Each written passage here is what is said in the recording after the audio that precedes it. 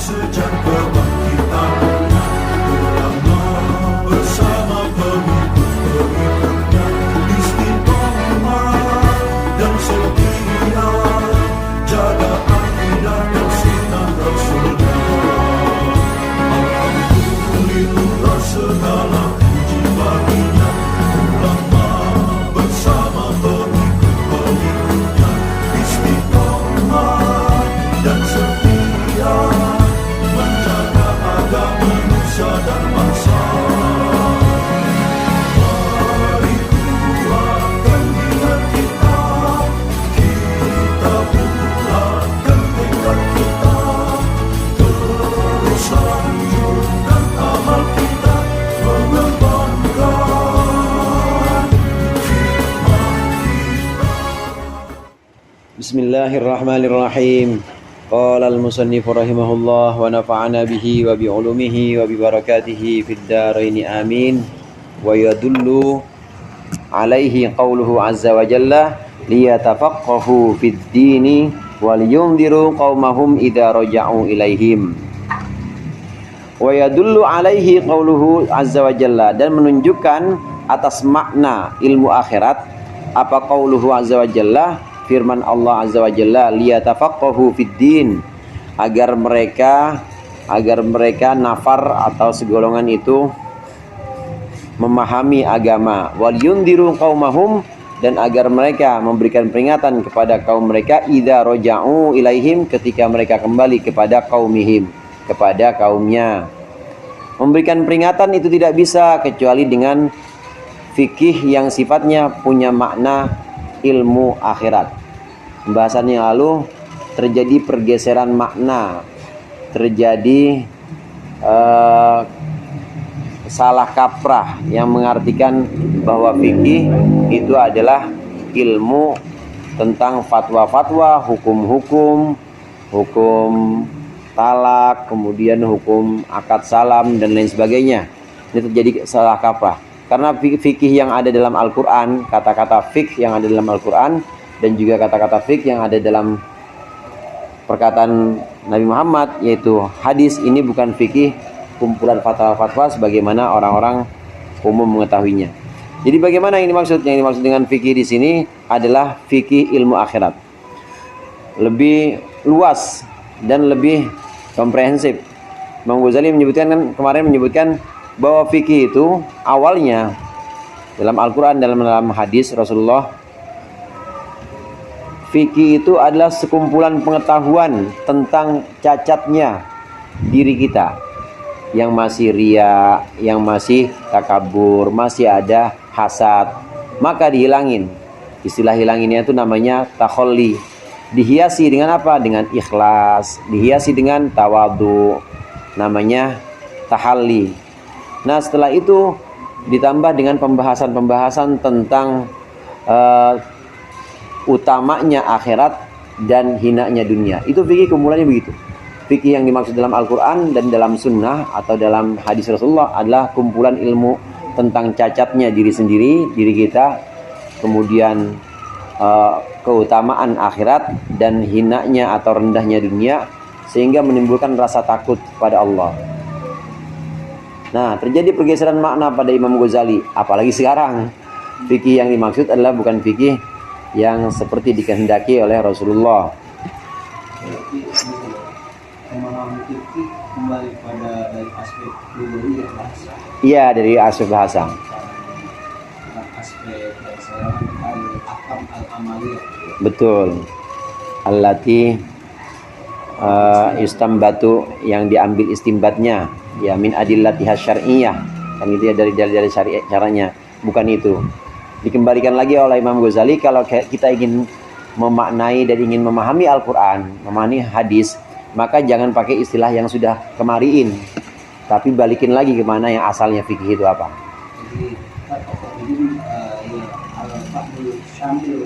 Iya, mencakup. Betul. Poinnya di indar. Poinnya itu bisa memberikan peringatan, pentingnya akhirat dan hinanya dunia, dan juga bisa menimbulkan rasa takut pada Allah. Poin pentingnya di situ. Karena ayat di sini liyatafaqahu fiddin waliyundiru. Maka dijelaskan oleh Imam Ghazali nanti seterusnya, indar, memberikan peringatan dan juga memunculkan rasa takut, itu tidak akan hasil dengan fikih-fikih yang berupa kumpulan hukum, tidak akan hasil. Wa ma yahsulu bihil indar wa takhwifu huwa hadzal fiqh. Wa ma yahsulu bihi, dan tidak akan hasil bihi dengan fikih yang dipahami secara salah. Apa al indaru wa takhwifu, memberikan peringatan dan memberikan rasa takut. Huwa hadzal fiqh, dia adalah ini fikih duna ta'riduna tafri'atit talaqi wal ataqi wal li'ani was salami wal ijarah. Bukan cabang pembahasan cerai, pembebasan budak, li'an, salam dan ijarah. Fadzalika la yahsulu bihi indarun wala takhwifun. Maka itu kumpulan hukum-hukum talak, bebas budak dan lain sebagainya tidak akan hasil dengannya dengan dalik apa indarun wala takhwifun, memberikan peringatan dan juga menanamkan rasa takut. Balit tajarrudu lahu ala dawami yuqassil qalba. Tetapi mengasingkan diri atau menyendirikan dengan fikih tersebut ala dawami secara terus-menerus yuqassil qalba, itu bisa mengeraskan hati. Wa yanzi'ul khasyata, dan bisa mencabut rasa takut minhu dari qalb. Kama nusyahidul an, sebagaimana kita saksikan sekarang, minal mutajarridina lahu, dari orang-orang yang melulu atau yang memisahkan lahu bagi fikih. Mutajarrid itu artinya melepaskan. Sulasi mujarrad itu artinya sulasi yang masih 3 aja belum ada apa-apa, dilepaskan dari peringatan dan dari rasa takut tentang akhirat. Kalau fikih yang dimaksud adalah kumpulan hukum-hukum, fatwa-fatwa, maka tidak akan bisa memberikan rasa takut, tidak akan bisa memberikan peringatan. Dan berpanjang kalam, kemudian diskusi-diskusi yang terus-menerus tentang ilmu-ilmu kumpulan hukum ini justru akan mengeraskan hati. Justru akan bikin hati keras dan akan menghilangkan rasa takut. Ya mujadalah namanya juga. Namanya juga bantah-bantahan, perdebatan, maka yang ada ego, nafsunya akan makin diumbar atau nafsunya akan makin naik. Wa qala ta'ala lahum qulubun la yafqahuna biha. Lahum qulubun, bagi mereka ada hati, la yafqahuna biha, yang tidak paham mereka biha dengan hati, yang tidak bisa memahami mereka biha dengan qulub. Wa arada bihi ma'aniyal imani dunal fatawa. Yang dimaksud dan menghendaki siapa Allah bihi dengan ayat tersebut, ma'aniyal iman, menghendaki akan makna-makna iman, dunal fatawa, bukan fatwa-fatwa. Wala umri innal fiqha wal fahma fil lugati ismani bima'nan wahid. Demi umurku, sungguhnya fikih dan faham dalam bahasa itu adalah 2 nama untuk satu makna yang sama. Wa innama yatakallamu fi adatil istimali bihi qadiman wa hadithan. Hanya saja yutakallamu, dibicarakan dalam adat penggunaannya baik zaman dulu maupun zaman sekarang. Sungguh yang dimaksud fikih, kata Imam Ghazali, itu sama dengan paham. Bagi mereka lahum qulubul la yafqahuna biha, mereka punya hati yang dengan hati itu mereka nggak bisa paham.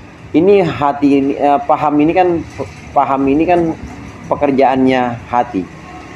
Yang namanya paham, yafqahun atau yafhamun, itu pekerjaan hati.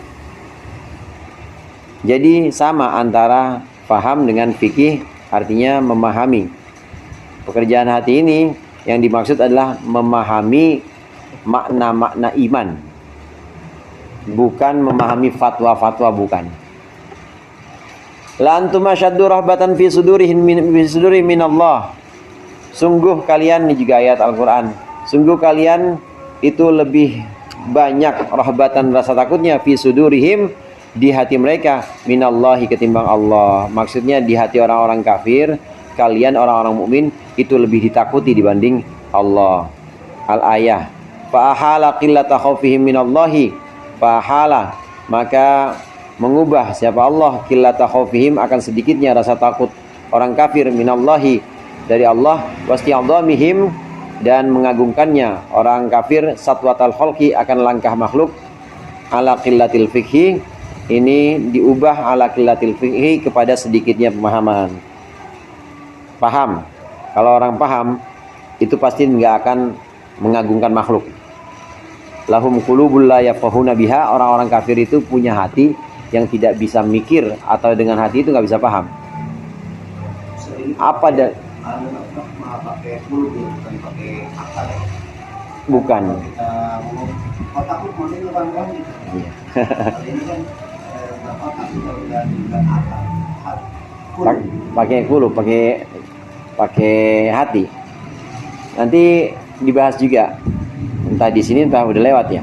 Jadi jadi qalb, akal, nafs. Qalb, akal, nafs itu adalah 3 istilah untuk satu entitas yang sama. Dia juga sebenarnya. Cuma nanti memang ada pembagian detailnya. Bahkan ruh itu adalah 4 istilah untuk satu entitas yang sama, untuk satu barang yang sama. Sebenarnya dia juga. Hanya saja nanti ada pembahasan yang lebih ini lagi, yang lebih dalam seperti qalb itu kalau dihubungkan dengan qalb yang jasmani, jantung kan kalau qalb jasmani itu. Ini nanti menjadi tempat bersinerginya atau bersatunya yang jasmani dengan yang ruhani. Memang letaknya di situ, letaknya di sebelah kiri dada kita. Di sebelah kiri dada kita. Ya jantung itu. Qalb jantung itu secara medis. Yang jasmani, qalb adalah jantung itu. Kalau materi, penyakit materi kan liver saja. Tapi kan sebenarnya nurani kan ya. Hati nurani, kalau sakit hati itu yang hati yang disebut juga penyakit tidak Al-Qurannya apa namanya, bukan hati fisik. Nurani akal juga kayaknya. Iya, makanya tadi saya bilang Imam Ghazali nanti mengatakan itu 4 istilah itu, ruhani, ruh, kemudian akal, nafs, dan qalb, itu adalah 4 istilah untuk satu yang entitas sebenarnya sama. Nanti nyambung semua itu. Maka di Al-Quran orang-orang kafir tidak punya hati yang dengan hati tersebut mereka bisa paham. Kenapa mereka nggak bisa paham? Ya jelas orang makhluk kok ditakutin. Orang-orang kafir itu lebih takut kepada kumpulan orang-orang mukmin dibanding kepada Allah. Asal ada kumpulan orang mukmin, Islam udah mulai kuat aja pada takut kenapa-napa dibanding Allah yang senantiasa mengawasi dia nggak terlalu takut orang kafir, tapi lebih takut kepada orang-orang mukmin. Kenapa bisa demikian? Karena mereka punya hati yang tidak paham, artinya la yafqahun. Mereka punya hati yang tidak memahami dengan hati tersebut. Fandur in kana dzalika natijata adamil hifdi. Lihatlah, in kana dzalika, apabila itu natijata adamil hifdi adalah hasil dari tidak hafal, litafniatil fatawi untuk cabang-cabang fatwa-fatwa, au huwa natijatu adami ma dzakarnahu minal ulum, atau dia merupakan hasil ketiadaan ilmu yang kami sebutkan, ketiadaan pengetahuan. Orang bisa lebih takut kepada makhluk, seseorang bisa lebih takut kepada hilangnya harta, seorang bisa lebih takut kepada hilangnya jabatan. Ini gara-gara dia apal hukum-hukum positif, atau gara-gara dia paham bahwa Allah selalu mengawasi dia? Tentu gara-gara dia paham bahwa Allah ngawasin dia, paham bahwa akhirat lebih utama. Rasa takut itu, rasa takut kepada akhirat, rasa takut kepada Allah, itu tidak akan dimunculkan, nggak akan timbul sebab menghafalkan hukum-hukum itu. Kadang-kadang makin hafal makin berani malah. Ya dia tahu celahnya. Yang bisa ngakalin hukum kan orang ahli hukum. Dia bisa cari hilahnya. Wa qala sallallahu alaihi wasallam ulama'u hukama'u fuqaha'u. Nabi bersabda ulama, hukama, fuqaha. Nabi katakan lilladzina wufidu alaihi, untuk orang-orang yang diutus alaihi kepada Nabi. Disebut dengan orang-orang bijaksana, orang-orang alim, dan orang-orang yang paham. Wa su'ila Sa'd bin Ibrahim Az-Zuhri rahimahullahu ayyu ahli Madinah yafqah. Sa'ad bin Ibrahim ditanya, penduduk Madinah mana? Penduduk Madinah siapa sih yang paling afqah, yang paling pandai, yang paling faham? Faqala, maka berkata Sa'ad, atqahum lillahi ta'ala, yaitu orang yang paling takut kepada Allah Ta'ala. Yang paling ahli fikihnya adalah yang paling takut kepada Allah. Faka'annahu asyara ila thamratil fikhi, maka seolah-olah Sa'ad bin Ibrahim menunjukkan kepada, mengisyaratkan kepada buah dari fikih, buah dari pemahaman. Wat taqwa thamratul ilmil batini, dan bermula takwa itu adalah buah dari ilmu batin. Dunal fatawi wal aqdiyah, bukan buah dari fatwa-fatwa dan keputusan-keputusan. Jelas di sini yang paling faqih atau yang paling paham adalah orang-orang yang paling takut kepada Allah. Rasa takut itu adalah buah dari ilmu. Ilmu apa? Ilmu batin. Ilmu batin di sini bukan ilmu kontak, bukan. Ilmu batin di sini ilmu kita meneliti cacatnya jiwa kita. Kadang kita masih sembrono ibadah, kadang kita masih jarang syukur sama Allah. Namanya ilmu batin. Ilmu batin buahnya takwa. Begitu juga fikih yang dimaksud dengan pemahaman yang menyeluruh, bukan hanya ibadah, ini juga buahnya adalah takwa dan rasa takut kepada Allah. Nggak bakal bisa dihasilkan dengan menghafal hukum saja. Pasti harus dihasilkan dengan riyadhah atau dengan latihan-latihan. Oleh karenanya banyak anjuran dari Nabi ketika kita di akhir hari, penghujung hari, itu hendaknya kita muhasabah. Kita ngitung-ngitung hari ini dosa apa yang sudah kita perbuat, dan hari ini ibadah apa yang sudah Allah bimbing supaya kita bisa melakukan. Itu muhasabah. Boleh caranya seperti itu, boleh juga caranya yang lebih bagus lagi, ya caranya sebelum kita kerjakan, pikir-pikir dulu, ini dosa apa pahala, ini baik apa buruk, harus pikir. Nah, pertimbangan-pertimbangan seperti dosa, pahala itu bukan fikih. Bukan fikih yang dipahami sebagai kumpulan-kumpulan fatwa, bukan. Tapi itu adalah fikih yang dipahami sebagai ilmu batin atau ilmu tentang cacatnya jiwa, ilmu akhlak.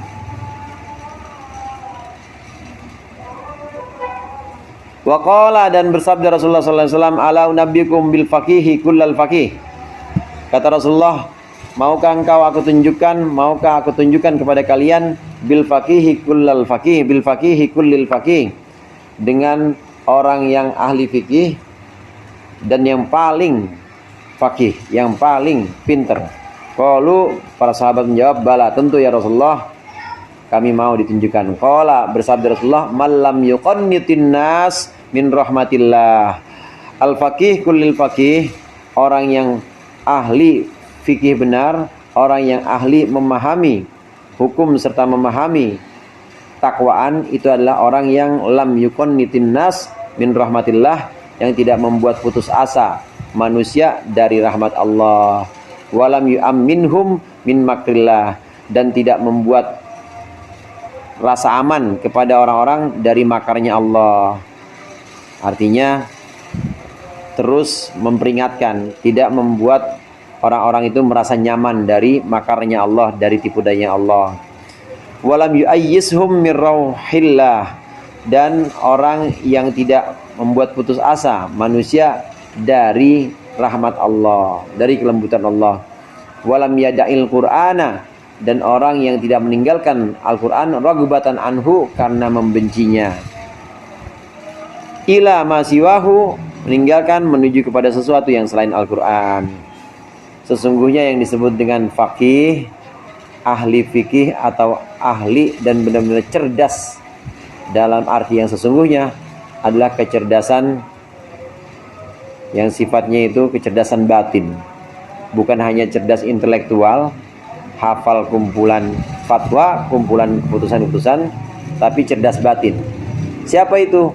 Orang-orang yang membuat manusia terus optimis kepada rahmat Allah. Tapi selain itu namanya roja. Selain itu, orang yang benar-benar cerdas adalah orang-orang yang membuat manusia itu selalu merasa waspada kepada makar atau azab Allah. Makar Allah. Allah itu punya sifat makar. Wa huwa khairul makirin. Wa makaru wa makarallah. Wallahu khairul makirin. Tipu daya Allah itu artinya dalam keadaan aman sekalipun, potensi azab itu tetap ada. Kayak kita hujan gerimis, ya kecil-kecil, tapi potensi azab tetap aja ada. Tahu-tahu ada longsor, tahu-tahu ada gempa datang, itu kan berarti potensi siksa itu selalu ada. Nah, ulama atau ahli fikih yang sungguh, ini orang-orang yang selalu mengingatkan bahwa potensi makar Allah itu selalu ada. Itu adalah orang-orang yang ahli fikih beneran. Namun demikian juga tidak membuat putus asa. Artinya antara khauf dan roja diimbangi. Orang yang paham sesungguhnya, fakih sesungguhnya adalah orang yang mengimbangi antara khauf dan roja. Karena saudara, khauf sama roja itu dua sayap yang dengannya seorang muslim itu bisa terbang. Kalau kebangetan banyak takutnya sama Allah, khauf terus namanya, nggak bakal bisa terbang. Begitu juga kalau kebanyakan rojanya, berharap terus sama Allah, nggak ada takutnya, nanti jadi nyeloncong sama Allah. Jadi terbang kemana-mana, nggak balik lagi. Ya, jauh, akhirnya putus dah. Yang namanya sama Allah lagi diulur, putus akhirnya. Putus ya udah nggak tahuan rimbanya, udah nggak diperhatikan sama Allah. Dua ini, khauf dan roja, harus kita miliki. Ulama yang sesungguhnya atau al-faqih kulil faqih itu ulama yang menanamkan kepada orang-orang dua ini, rasa takut dan rasa penuh harap, khauf dan roja kepada Allah. Menanamkan rasa takut dan penuh harap ini nggak akan bisa hasil dengan melulu memberikan kumpulan fatwa, ini nikah mut'ah, ini adalah akad yang namanya muzaroah, ini ekonomi Islam yang harus ditumbuhkan. Itu nggak bakal bisa dimunculkan dengan kumpulan-kumpulan fatwa fikih seperti itu. Tapi bisa dimunculkan hanya dengan nasihat-nasihat hati dan juga dengan latihan-latihan. Walima rawa Anas bin Malikin wallahu a'lam bishawab. Mudah-mudahan bermanfaat. Dikurangnya saya mohon maaf.